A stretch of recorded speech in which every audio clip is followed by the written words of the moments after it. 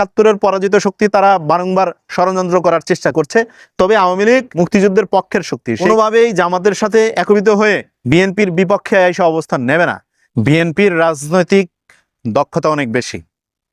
তো সেই ক্ষেত্রে 24-এর পরাজিত শক্তি, 71-এর পরাজিত শক্তি, আমরা আসলে পরাজিত শক্তি হিসেবে তাদেরকে মনে করতে চাই না। আমরা আগেই বলেছি, বিএনপি এবং বিএনপির জোটগত রাজনৈতিক দলগুলো মনে করে আমরা সমতার রাজনীতি করতে চাই, প্রত্যেকের সাথে ইনসাফ প্রতিষ্ঠিত করতে চাই। পরাজিত শক্তি চ্যালেঞ্জিং হওয়ার কোনো সুযোগ নাই। জনগণ তাদের ভোটের মাধ্যমে সর্বোচ্চ ম্যান্ডেট দিয়ে বিএনপিকে সংসদে পাঠিয়েছে এবং সেই সংসদটি জনগণের সংসদ হয়ে উঠেছে ইতিমধ্যেই। সামনে প্রথম সংসদের অধিবেশন শুরু হতে যাচ্ছে। আমরা দেখছি মন্ত্রিসভায় বৈঠকগুলো হচ্ছে, প্রধানমন্ত্রী প্রোটোকল ছাড়া চলছেন, যুগ উপযোগী পদক্ষেপ নিচ্ছেন।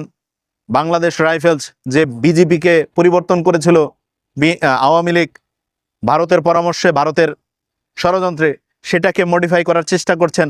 তো সব ক্ষেত্রে বিএনপি কিন্তু আস্তে আস্তে অবদান রাখা শুরু করেছেন। আমরা এছাড়াও দেখেছি 6টি সিটিতে অলরেডি প্রশাসক চেঞ্জ করেছেন এবং যোগ্য প্রশাসকদেরকে বসাচ্ছেন তারা। এর মধ্য দিয়ে বলতে চাই যে পরাজিত শক্তি, 71-এর পরাজিত শক্তি তারা বারংবার ষড়যন্ত্র করার চেষ্টা করবে তারা। সেটাও জনগণ এবং সরকার সম্মিলিতভাবে একসাথে প্রতিহত করবে এবং রাষ্ট্রটাকে যেন সঠিকভাবে পরিচালনা করা যায়, জনগণের জন্য জনকল্যাণমূলক রাষ্ট্র হয়, সেই জন্য বিএনপি এবং জনগণ একসাথে কাজ করছে। তো ঠিক একইভাবে 24-এর গণঅভ্যুত্থানের মধ্য দিয়ে যে পরাজিত শক্তি আওয়ামী লীগ, তাদেরকেও সঠিকভাবে ট্রিটমেন্ট করা হচ্ছে এবং করবে। তারা বিভিন্ন জায়গায় দেখেছেন যে কার্যালয় খোলার চেষ্টা করছে, তাদের রাজনৈতিক চর্চা, রাজনৈতিক যে কার্যকলাপ সেগুলো নিষিদ্ধ রয়েছে। জানেন, অন্তর্বর্তীকালীন সরকার ক্ষমতায় থাকা অবস্থায় সেটা নিষিদ্ধ করেছেন। সেটার শুরু হওয়ার আগেই তারা রাজনৈতিক পরিমণ্ডলে আসতে চান। তো আমি মনে করি এটা অন্তর্বর্তীকালীন সরকার যে স্টেপ নিয়ে গিয়েছেন, পরবর্তীতে স্বরাষ্ট্রমন্ত্রী হয়েছেন সালাউদ্দিন সাহেব, তিনিও কিন্তু সেটাতে সঠিকভাবে নিয়ন্ত্রণ করছেন এবং সঠিকভাবে সেটাকে ট্রিটমেন্ট করছেন।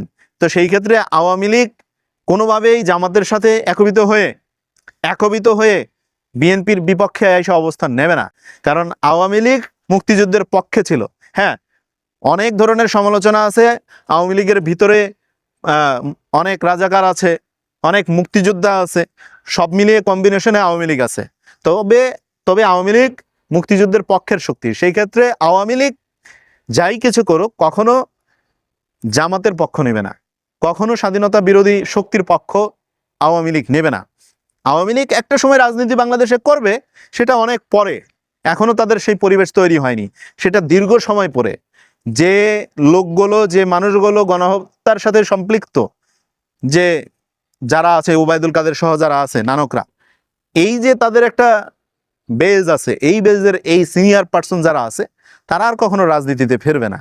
তাদের পরবর্তীতে কোনো একটা স্টেপ, কোনো একটা জুনিয়র স্টেপ যখন সামনে আসবে, কোনো এক সময় বাংলাদেশে হয়তো তারা রাজনীতি করবে। তবে আওয়ামী লীগের যৌবনকাল আর কখনো ফিরবে না।